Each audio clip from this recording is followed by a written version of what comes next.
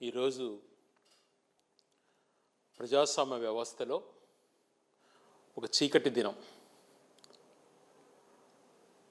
అత్యుత్తమైనటువంటి శాసనసభ వ్యవస్థలో council chairman గారిని, రాజ్యాంగబద్ధమైనటువంటి పదవిలో ఉన్నటువంటి వ్యక్తిని కులము మతం ఆపాదించడం, నువ్వు ఏ కులము మతము అని చెప్పుకునేటువంటి పరిస్థితి దాపురించడం అన్నటువంటిది ఎప్పుడు కూడా చరిత్రలో జరగనటువంటి రోజు. అందుకనే ఈ వ్యవస్థలో ఈరోజు ఒక చీకటి దినంగా పరిగణించబడాలి. ఒక సీనియర్ నాయకుడిగా ఉండి మంత్రిగా ఉంటూ రాజ్యాంగబద్ధమైనటువంటి పదవిలో ఉన్నటువంటి ఒక వ్యక్తి, చైర్మన్ స్థానంలో ఉన్నటువంటి వ్యక్తిని నీ కులమేది మతమేది అటువంటి ప్రశ్న సంధించడం, దానికి సమాధానం చెప్పుకోవాల్సిన పరిస్థితి ఏర్పడడం ఎప్పుడు గతంలో జరగలేదు. ఏ టాపిక్ పైన అయితే మాట్లాడుతున్నారో ముందు నుంచి కూడా చెప్తూ వస్తున్నాం. రాజకీయాల కోసం దేవుణ్ణి కూడా దీంట్లోకి లాగారు. ఇది సరైనటువంటి పద్ధతి కాదు. ఏ తప్పు కూడా గతంలో జరగలేదు. మీ రాజకీయ ప్రయోజనాల కోసం ఒక వ్యక్తిపైన నిందలు మోపుతూ, ఒక పార్టీపైన నిందలు మోపుతూ దాని ద్వారా లబ్ధి పొందాలన్నటువంటి మీరు ప్రయత్నం చేస్తున్నారు. ఇది సరైనటువంటిది కాదు. ఒక కోట్లాది మంది భక్తుల మనోభావాలకు సంబంధించింది, ఏడుకొండల స్వామికి సంబంధించింది, దానికి అత్యుత్తమైనటువంటి విలువ ఉంటుంది ఆ ప్రసాదానికి అని అంటే కూడా పదే పదే దాంట్లో జంతు కొవ్వు కలిసింది, పంది కొవ్వు కలిసింది అని మాట్లాడుతూ వచ్చారు.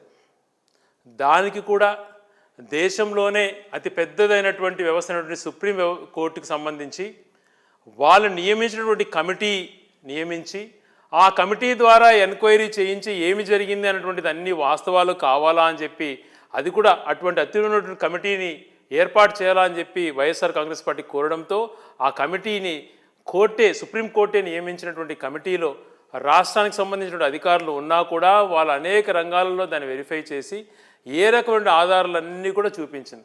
అందులో ఎటువంటి జంతు కొవ్వు లేదు అని చెప్పి నిర్ధారించిన తర్వాత కూడా పదే పదే అందులో టాయిలెట్కి సంబంధించినటువంటి లిక్విడ్స్ కలిపారు, బాత్రూంలలో వాష్ చేసేటువంటివి అన్నీ కూడా కలిపారు అని చెప్పి మాట్లాడుతూ వచ్చారు.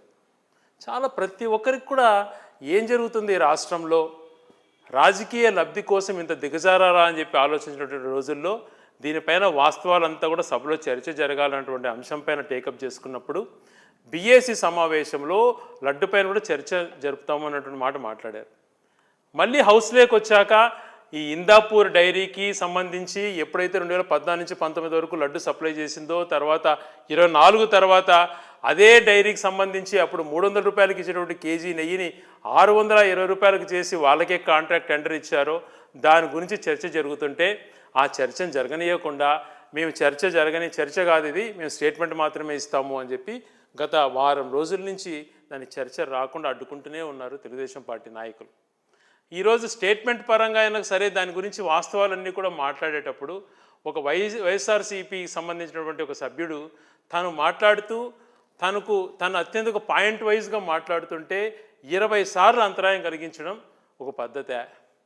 సీనియర్ మంత్రులంతా కూడా పొడియం వైపుకి వెళ్ళి అధికార పక్షం అన్నటువంటిది కూడా మర్చిపోయి పొడియం దగ్గరికి వెళ్ళి గొడవ చేస్తూ తను మాట్లాడనీయకుండా తను చెప్పాల్సినటువంటి క్వశ్చన్లు ఏదైతే ప్రభుత్వాన్ని సంధిస్తున్నారో దానికి సమాధానం చెప్పుకోలేక ఎదురుదాడికి దిగుతూ దానిపైన కూడా మాట్లాడకుండా ఒక చైర్మన్ గారిని తనకు పద్ధతమైనటువంటి ఒక వ్యక్తిని కొంచెం తనను ఏ కులము మతము నువ్వు ఫలాని కులము అనేటువంటి మాట్లాడడం, నాది అలా కాదు నేను ఈ కులానికి సంబంధించిన వ్యక్తిని అని చెప్పుకునేటువంటి పరిస్థితి వ్యవస్థలో కనిపించారు అని అంటే ఎవరు సిగ్గుపడాలి?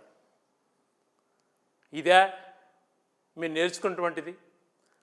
ఇటువంటి వ్యక్తులు సమాధానం చెప్పుకోలేక ఎదురుదాడికి దిగుతూ ఇతర సభ్యులను అవమానిస్తూ పదే పదే ప్రతి అంశంలో కూడా ఇలాగే వ్యవహరిస్తున్నారు కదా. ఇది సరైనటువంటిదే ప్రజాస్వామ్యంలో? మీరు ఒకటే గుర్తుపెట్టుకోండి, ఈరోజు మీరు చేసినటువంటి సంఘటన భవిష్యత్తులో ఏ కోర్టుకు సంబంధించినటువంటిదైనా కూడా జిల్లా కోర్టు కానీ హైకోర్టు కానీ సుప్రీంకోర్టు జడ్జిలు కానీ తీర్పులు మీకు అనుకూలంగా లేకపోతే ఇదే రకమైన ప్రవర్తన మీలో ఉంటుంది అని చెప్పి అర్థమవుతోంది. మీకు తీర్పులు మీకు అనుకూలంగా వస్తే ఒక రక లెక్క, మీరు చేసింది తప్పు అనేటువంటిది ప్రశ్నిస్తే కులాలు ఆస్వాదిస్తారు, మతాలు ఆస్వాదిస్తారు, లేకపోతే ఇంకొకటి అంటగడతారు. ఇదే పద్ధతి. ఇలాంటి రోజులు ఇలాంటి పరిస్థితులు దాపురిస్తున్నాయనంటే కారకులు మీరు కాదా ఈ వ్యవస్థలో?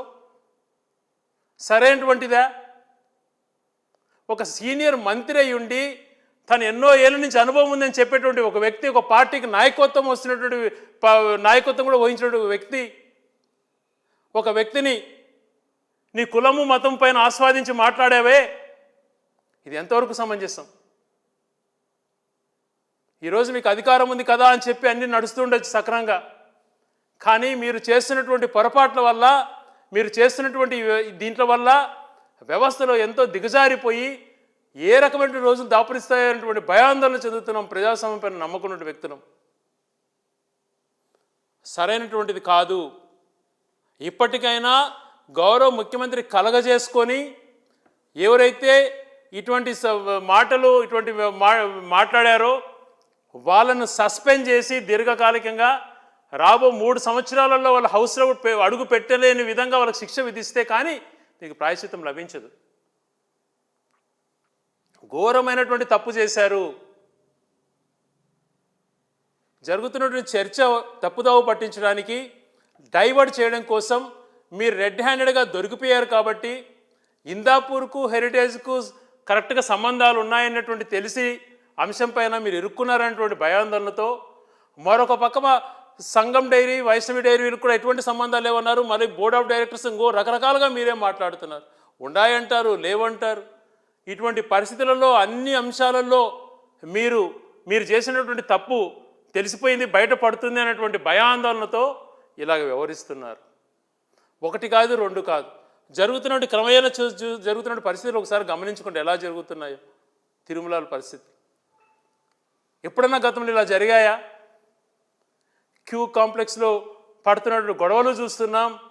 వ్యవహరిస్తున్నటువంటి తీరులు అన్నీ ఒకటొకటి లైన్గా తీసుకున్నప్పుడు ప్రతి దాంట్లో కూడా మీరు ఏదో పగబట్టినట్టు తిరుమల యొక్క ప్రతిష్టను దిగజారుస్తున్నారు. మంచి పద్ధతి కాదు. ఈ రాజ్యాంగంలో ఏముంది, ఎవరు ఏ పరిధిలో ఉండాలా, ఎలాంటి మన రాజ్యాంగం రచించబడింది, మన దేశం ఎలాగ ముందుకు పోతుంది అనేటువంటిది అన్నీ కూడా మర్చిపోయి మీ యొక్క పబ్బం గడుపుకోవడానికి, వ్యక్తిగతంగా మీరు లాభం పొందడానికో, లేకపోతే మీకు జరుగుతున్నటువంటి ప్రజాదరణ కోల్పోయి మిమ్మల్ని ప్రజలు తిరస్కరిస్తున్నారు, అన్ని చోట్ల మిమ్మల్ని అసహించుకుంటున్నటువంటి భావనతో ఏదో ఉద్రేకాలు సృష్టించాలా అన్నటువంటి తీరులో వ్యవహరించడం సరైనటువంటిది కాదు. మీ వ్యాఖ్యలు ఎనికి తీసుకోవడం కాదు, మీరు పర్మనెంట్గా రాజీనామా చేయాలి, లేదా తెలుగుదేశం పార్టీ వీళ్ళని సస్పెండ్ చేసి ఇలా వ్యవహరించేటువంటి వాళ్ళకు ఘనమైనటువంటి బుద్ధి చెప్పాలని చెప్పి గట్టిగా డిమాండ్ చేస్తున్నాం.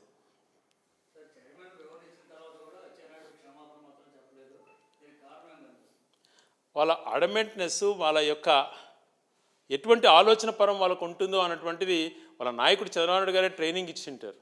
లేకపోతే వాళ్ళు వివరించినటువంటి తీరు సమాజం కూడా సిగ్గుపడుతుందండి. కానీ నేను ఒకటే చెప్తున్నాను కదా, క్షమాపణ చెప్తే కూడా పోయేటువంటిది కాదు. అది క్షమించరానటువంటి నేరం. దానికి ఆయనను ఇంకెప్పుడు కూడా శాసనసభలో కానీ శాసన మండలిలో కానీ అడుగు పెట్టని విధంగా తనపైన యాక్షన్ తీసుకుంటే కానీ దానికి సరైనటువంటిది ఇది కాదు. లేకపోతే ఆ వ్యవస్థలపైన నమ్మకం పోయేటువంటి పరిస్థితి ఏర్పడుతుంది.